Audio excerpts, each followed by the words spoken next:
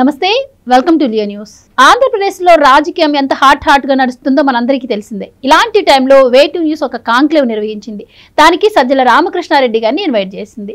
అయితే మరి ఇప్పుడు రాష్ట్ర పరిస్థితులు ఏ విధంగా ఉన్నాయి, అలాగే మరి మీ హయాంలో కంపెనీలను మీరు వెళ్ళగొట్టారు కదా, ఇప్పుడు చంద్రబాబు గారు మళ్ళీ తీసుకొస్తున్నారు కదా, అలాగే ఇంకోటి చూసుకున్నట్టయితే మరి అమరావతి గురించి మీ అభిప్రాయం ఏంటి, ఇలాంటి క్వశ్చన్లకు సజ్జల రామకృష్ణారెడ్డి గారు అంటే తడిపొడిగానే ఆన్సర్ ఇస్తూ వచ్చారు. కానీ ఆయన మీట్ అయిపోయి బయటకు వచ్చిన తర్వాత మీడియా అడిగిన ప్రశ్నలకు మాత్రం ఆయన కొన్ని సమాధానాలు ఇచ్చారు.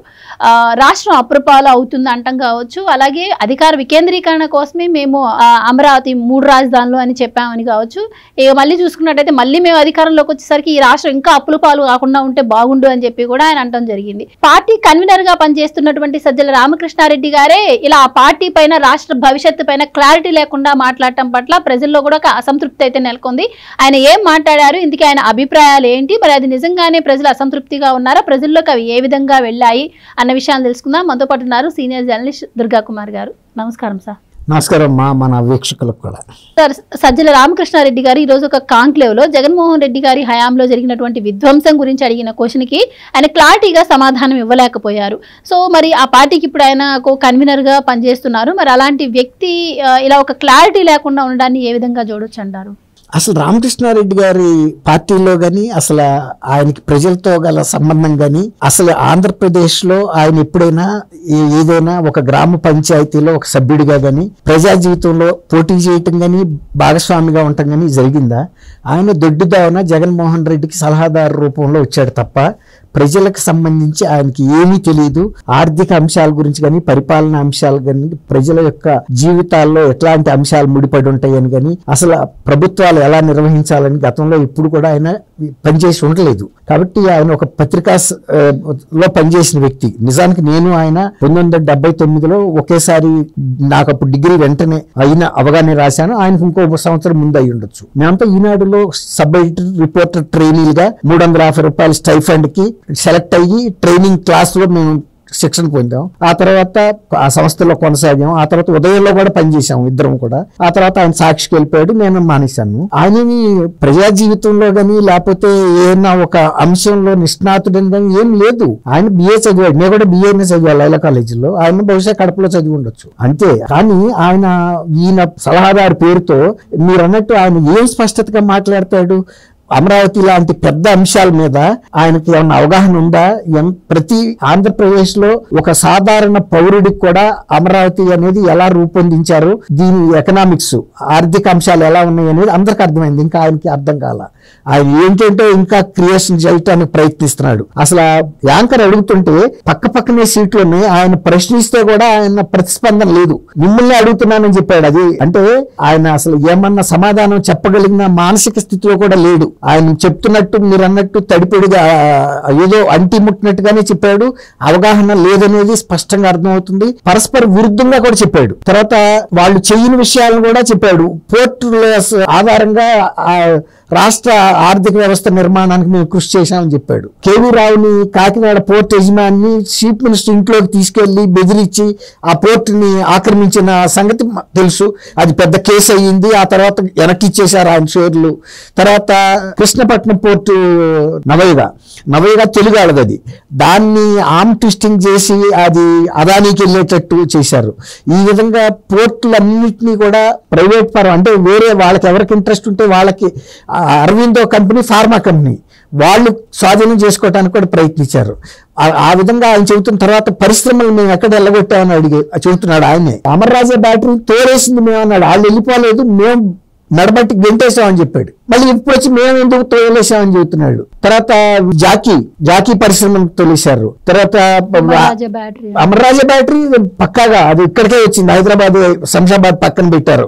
20,000 కోట్ల ఎంతో. అది ఒక అంతర్జాతీయ ప్రమాణాలు కలిగిన సంస్థ. తర్వాత కియా అతను మా గోరెంట్ల మాధవ్ బెదిరిస్తే పబ్లిక్ గా దావాలని ఆ తర్వాత వచ్చే అనుబంధ పరిశ్రమలు రాలేదు. ప్రధాన పరిశ్రమ ఎంత ఉందో 50% పరిశ్రమలు అనుబంధ పరిశ్రమలు ఉన్నాయి. దానికి అవన్నీ బయటకు వెళ్ళిపోయినాయి. తర్వాత లులు గురించి కూడా చెప్పాడు. లులు అది ఒక పరిశ్రమ కాదన్నాడు. సరే పరిశ్రమ కాదు, ఒక వ్యాపార సంస్థ అయినా ఉపాధి కల్పిస్తున్నప్పుడు మన ఆర్థిక వ్యవస్థని ప్రభావితం చేయగలిగిన సంస్థలు అయినప్పుడు ఇవ్వాలి కదా. ఇప్పుడు జిఎంఆర్ లో కూడా మరి ఎయిర్పోర్ట్ శంషాబాద్ లో అలాంటి లులు లాంటి సంస్థని దుబాయ్ నుంచి తీసుకొచ్చి వాళ్ళు జాయింట్ గా ప్రమోట్ చేస్తున్నారు. కాబట్టి ఉపాధి కల్పించే దేన్నైన తర్వాత మీరు ఉన్నంత కాలం మళ్ళీ మీరు వస్తారనే భయంతో పరిశ్రమలు కూడా అమరావతి రాదంటే అమరావతిలో కాస్త పరిశ్రమలు రావాల్సిన అవసరం ఏంటన్నాడు. కేవలం పరిపాలనా అంశాలకు సంబంధించిన భవనాలు అవే ఉండాలి తప్ప మౌలికమైనవి అని.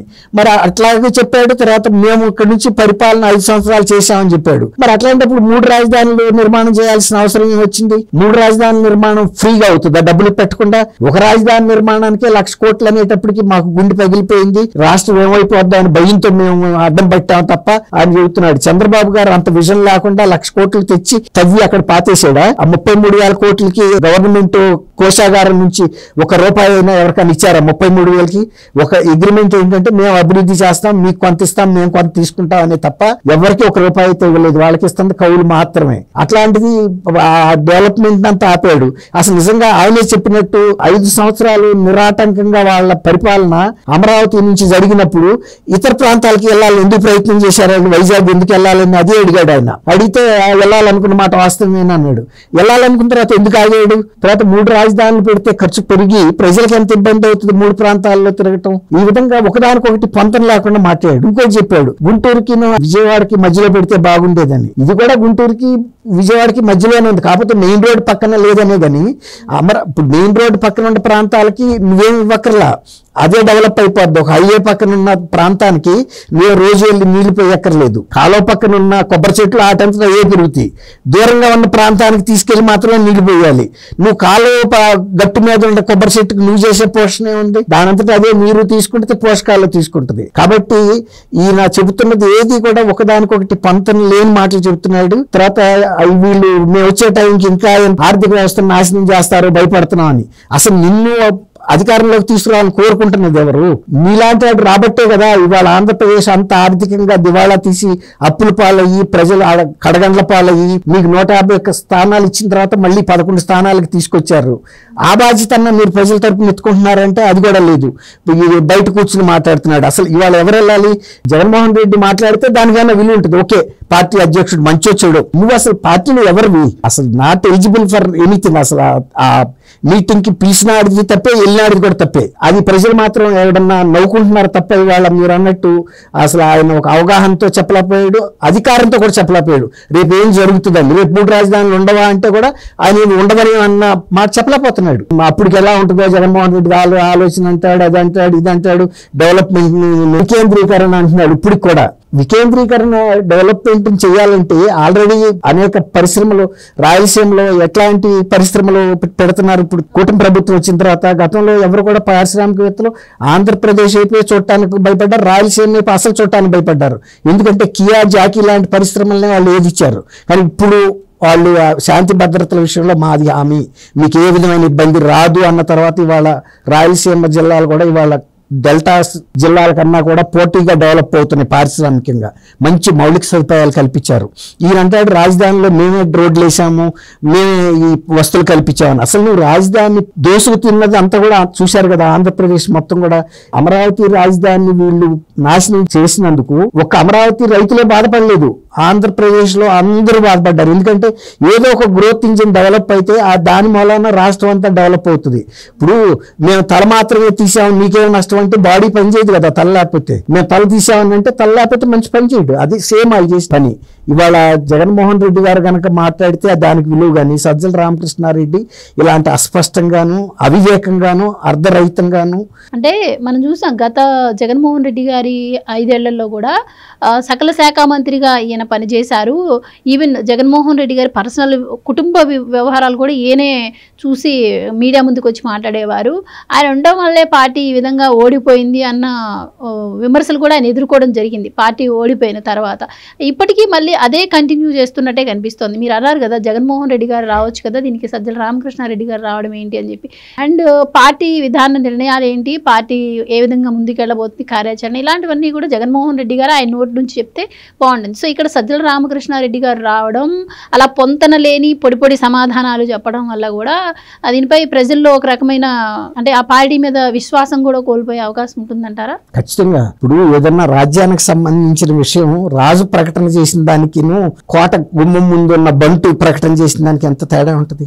రాజు సింహాసనం ముందు నుంచి ప్రకటన చదివితే అది రాజ్యంలోను పొరుగు రాజ్యాల్లోనూ ఎక్కడైనా అది రికార్డెడ్గా ఉంటుంది. కోట గుమ్మం ముందల బంటుగా చదివాడు అనుకోండి, వాళ్ళ అదే పరిస్థితి. కాబట్టి దానికి పెద్ద విలువ లేదు, పట్టించుకునే పరిస్థితి కూడా కనపట్టలేదు.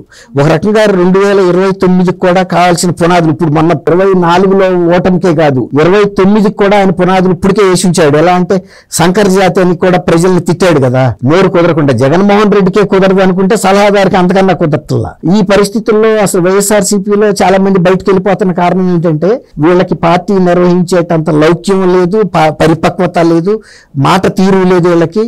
కాబట్టి ఇటువంటి రాజకీయ పార్టీలో ఇప్పుడు రాజ్యసభ సభ్యుడు విజయసాయి రెడ్డి లాంటి రైట్ హ్యాండ్ పర్సన్ వెళ్ళిపోయాడంటేనే పార్టీలో ఎట్లాంటి పరిస్థితి ఉంది ఆయన కూడా చెప్పాడు. తర్వాత ఇంకోటి చెప్పాడు, చంద్రబాబు నాయుడు గారికి ప్రజలతో సంబంధం లేదు, ఒక కొంతమంది చేతుల్లో ఆయన బందీ అయిపోయి ఈ నిర్ణయాలు తీసుకున్నాడు. చంద్రబాబు గారు బందీ అయితే 2024లో ప్రజలు ఆయన ఎన్నుకోరు. కోటరీలో బందీ అయ్యావని విజయసాయి రెడ్డి చెప్పి వెళ్ళిపోయాడు. సజ్జల రామకృష్ణారెడ్డి చేతిలో మరీ గారడీ బొమ్మలాగా జగన్మోహన్ రెడ్డి మారిపోయాడని ఇవాళ కూడా జగన్మోహన్ రెడ్డి నోరు మూయించి సజ్జల రామకృష్ణారెడ్డి నోరు ఇప్పాడు. ఇక్కడ జగన్మోహన్ రెడ్డి ఏమయ్యాడు? ఆయన దేశంలో ఉన్నాడా, లేకపోతే విదేశాలకు వెళ్ళాడా, లేకపోతే ఆయన ఆరోగ్యంగా పూర్తి మానసిక ఆరోగ్యంతో ఉన్నాడా, లేకపోతే మనుషుల ముందు కొన్నిసార్లు కొన్ని దేశాల్లో అధ్యక్షులు కనపడరు కొన్నాళ్ళ పాటు, అప్పుడు కూడా ఇట్లాంటి అనుమానాలు వస్తూ ఉంటాయి. ఆయన ఆరోగ్యంతో ఉన్నాడా, జీవించున్నాడా, లేకపోతే ఎవరో డమ్మీ వ్యక్తులు నడుపుతున్నారా రాజ్యాన్ని. ఇవాళ కూడా అదే పరిస్థితిగా ఉంది. ఆయన మాట్లాడేది మీరు అన్నట్టుగా అసలు ఎక్కడికి కూడా ఒక అవగాహన అయితే అతను కనపట్టలేదు. ఒక సాధారణ వ్యక్తికి ఉన్నంత అవగాహన కూడా లేకుండా ఆయన మాట్లాడాడంటే, రాజధాని సెల్ఫ్ ఫైనాన్స్డ్ రాజధాని అని చెబుతుంటే తర్వాత ల్యాండ్ బ్యాంక్ మిగులుతుందని చెబుతున్నా కూడా ఆయనకి అర్థం కావట్లేదు. చేసుకున్నా అదే అంటున్నా, అదే ఉంటే కనుక రైతులకు ఇంకేదో మేలు చేసావని, నువ్వు 5 సంవత్సరాల పాటు రైతులు అలో లక్షణ అని నీ ఇంటికి కూతవేటు దూరంలో మహిళల్లో కూడా ఆందోళన చేస్తే వాళ్ళని అనేక రకాలైనటువంటి దాడులు, భౌతిక దాడులు, తర్వాత ఎంత అరాచక మాటలు మాట్లాడారు. ఈ మధ్యలో కూడా మళ్ళీ ఆయన అన్నాడు శంకర్ జాతి అన్నాడు. ఇంకా ఆ శంకర్ జాతి అయితే పర్వాలేదు, వాళ్ళు ఒక సమీకృతమై పనిచేస్తున్నారు, అది ఇంకా ప్రమాదం అని ఏంటో పెద్ద పెద్ద మాటలు మాట్లాడాడు. వాళ్ళ పొలాలు పోయి వాళ్ళు ఏడుస్తున్నారు. నువ్వంటే సజ్జల ఎస్టేట్లో ఫారెస్ట్ భూములు ఆక్రమించుకున్నావు, ప్రభుత్వ భూములు ఆక్రమించుకున్నావు, ఇరిగేషన్ భూములు ఆక్రమించుకున్నావు. వాళ్ళేం ఆక్రమించుకోలేదు, వాళ్ళ భూములు ప్రజా ప్రయోజనం కోసం ఇచ్చారు. వాళ్ళంటే శంకర్ జాతీయాలు అవుతారు. ఇతర ఆస్తులను ఆక్రమించుకుంటే వాళ్ళంటే పర్వాలేదు. వాటి గురించి మాట్లాడకుండా ఇలాంటి మాట్లాడే సజ్జల రామకృష్ణారెడ్డికి ప్రజల్లో విశ్వసనీయత లేదు. ఆయన 2029కి కాదు, జీవితంలో వైఎస్ఆర్సీపీ పార్టీ కానీ జగన్మోహన్ రెడ్డి కానీ ఆంధ్రప్రదేశ్లో ఉనికి లేకుండా ఉండాలంటే సజ్జల రామకృష్ణారెడ్డి పోతాడు, ఇంకా యాక్టివ్గా ఉండాలి. ఇట్లా థ్యాంక్ యూ అమ్మా మన వీక్షకులు. Please subscribe to Leo News for more videos.